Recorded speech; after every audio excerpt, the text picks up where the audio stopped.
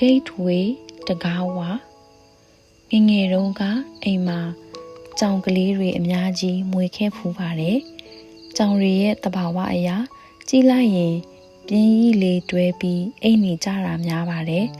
အပူအပင်လဲတစ်စက်မှမရှိကြသလိုပဲအဲ့ဒီအရွယ်ကကိုကစာကြက်နေရတဲ့အချိန်ဆိုတော့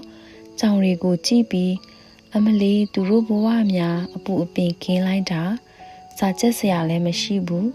စာမေးပွဲလည်းမဖြေရဘူးဘွဲ့လည်းမရချင်ဘူးအလုံးမရလဲဘာမှမဖြစ်ဘူးနိုင်ငံခြားလဲမသွားချင်ဘူးကြောင်ဖြစ်ရတာကံကောင်းလိုက်တာလို့တောင်တွေးခဲ့မိပါတယ်အခုကျတော့အိမ်မှာခွေးကလေး3ကောင်ရှိပါတယ်သူတို့ကိုကြည့်ရင်အမြဲတမ်းပျော်ရွှင်နေကြတာပဲတအိမ်လုံးကဝိုင်းချစ်လိုက်ကြတာလဲလွန်ပါရောအမွေညက်ပေးရတယ်ရေချိုးပေးရတယ်အစာကျွေးပေးရတယ်သူတို့အလုပ်အကုန်လုပ်ပေးရတယ်အယုတ်ဝယ်ပေးရတယ်သူတို့ကလည်းလူလာရင်ပျော်တယ်နားကျက်တန်ကိုက်ရရင်ပျော်တယ်ကြွက်ချောင်ရရင်ပျော်တယ်ဘိုက်ပုတ်ပေးရင်ပျော်တယ်ဆော့လို့စားလို့ဟောင်လို့ဝါပြီဆိုရင်ဤပေါက်ရင်ဟောက်ရင်အိပ်ပျော်သွားကြတာပဲကျမခွေးလေးတွေကံကောင်းကြတာမှန်ပါတယ်ဒါပေမဲ့သူတို့ကိုကြည့်ပြီးခွေးဖြစ်ရတာကံကောင်းလိုက်တာလို့တော့မတွေးမိတော့ပါဘူးသူတို့ကိုဘလောက်ပဲဖူဖူမှုတ်ထားပါစေဘယ်လောက်ပဲချစ်ခင်ဂရုစိုက်ကြပါစေတရိษံဖြစ်ရတဲ့ဘဝဆိုတာရွေးချယ်မှုတွေအင်မတန်နေတဲ့ဘဝဆိုတာမြင်လာမိပါတယ်အနှိမ့်ဆုံးအနေနဲ့စားတာကိုပဲကြည်ဒီခွေးကလေး3ကောင်ဟာဒီနေ့လူကထက်ကျွေးတာပဲစားရရှာတာပါပဲဒီနေ့အသေးနဲ့ကျွေးရင်အသေးနဲ့စားရတယ်အစာ6ထည့်ပေးရင်အစာ6စားရတယ်မကျွေးမိရင်လည်းမစားရပြန်ဘူးရေခွက်ထဲကိုလူကမေ့နေလို့ရေမထည့်မိရင်မတောက်ရရှာပါဘူးနေမကောင်းရင်လည်းဘယ်နာနာတယ်ဘလို့ခံစားနေရလဲမပြောနိုင်ကြပါဘူးသူတို့မှာလူကဘလို့ပဲပြည့်စုံအောင်ထားပေးပါစေရွေးချယ်ခွင့်ဆိုတာအင်မတန်နေပါပါတယ်လူရဲ့ဘဝကိုရလာတယ်ဆိုတဲ့နေရာမှာတော့ကျမတို့ကရွေးချယ်ခွင့်တွေအများကြီးလုပ်လို့ရတာကိုနားလည်ရမှာပါ Your choice your life ပါပဲရွေးချယ်ခွင့်ဆိုတာဘဝမှာအင်မတန်မှကြီးမားတဲ့ဆုလက်တစ်မျိုးပဲဖြစ်ပါတယ်ကျမတို့ဟာကြိုက်တာမကြိုက်တာကောင်းတာမကောင်းတာကိုရွေးချယ်နိုင်ကြတယ်လူအဖြစ်ကိုရလာတယ်လူဘဝကိုရလာတယ်လူရဲ့ခန္ဓာကိုယ်ကိုရလာတယ်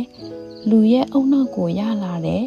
အဲ့ဒီအခါမှာကျမတို့ဘယ်လိုနေထိုင်သွားမှာလဲဘာတွေကိုတွေးမှာလဲဘာတွေကိုပြောမှာလဲဘာတွေကိုလုပ်မှာလဲ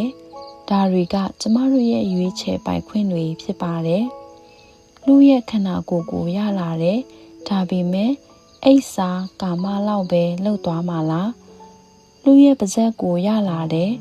ဆဲဆူနေတာအတင်းတွေပြောနေတာနဲ့ပဲအတုံးချသွားမှာလား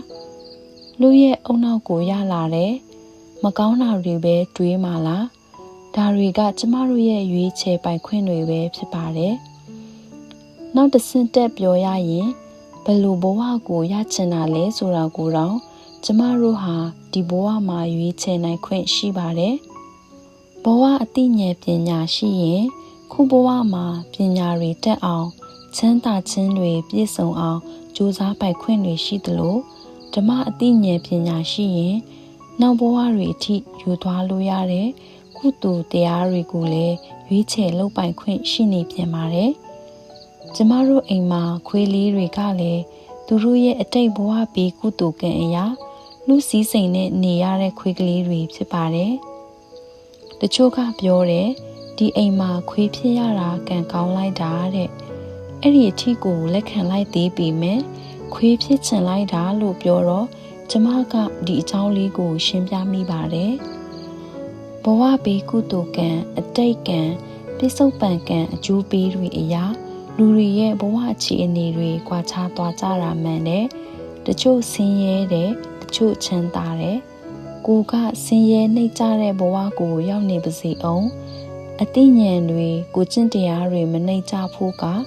ကို ကိုယ့်ရဲ့ရွေးချယ်ပိုင်ခွင့်ဖြစ်နေပါတယ်။ဒါကြောင့်တရိษံဖြစ်ဖို့ကိုစွမတောင်းပါနဲ့ဖြစ်လည်းမဖြစ်ချင်ပါနဲ့တရိษံဖြစ်ရတာဟာတိတ်နှိမ့်လွန်အားကြီးပါတယ်။လူဘဝရတယ်ဆိုတာဂိတ်ဝေးတစ်ခုကိုရောက်နေတာပါပဲ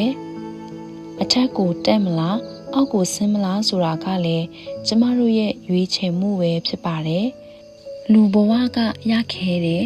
ရောက်လာတော့လေအစင်မပြေတဲ့ဘဝကိုရတယ်ဆိုပြီးအပြစ်မတင်စေချင်ပါဘူးလူဘဝရခဲတာနဲ့အတူရွေးချယ်ပိုင်ခွင့်တွေဆုံးဖြတ်ပိုင်ခွင့်တွေကိုကျင့်တရားဘဝအသိဉာဏ်ပညာဓမ္မအသိဉာဏ်ပညာစတဲ့အရာတွေကလည်းရခဲလာပါတယ်ဒါကြောင့်လူဘဝရပြီဆိုတာနဲ့ဒီလိုရခဲလာတဲ့အရာတွေကိုလည်းလက်ခံရယူလိုက်နိုင်ပြီဆိုပြီးဝယ်မြောက်ဖို့သာရှိတာပါပဲဘလို့အခြေအနေတွေကြုံနေရပါစေလူဖြစ်ရတဲ့ဘဝမှာကျမတို့ဟာကိုယ့်ကိုယ်အမြဲပြုစုပြောထောင်နေပြီးပုံမကောင်းမွန်တဲ့ဘဝအခြေအနေတွေကိုရွေးချယ်ဖန်တီးနေနိုင်သေးတာကိုလည်းမမေ့စေချင်ပါဘူး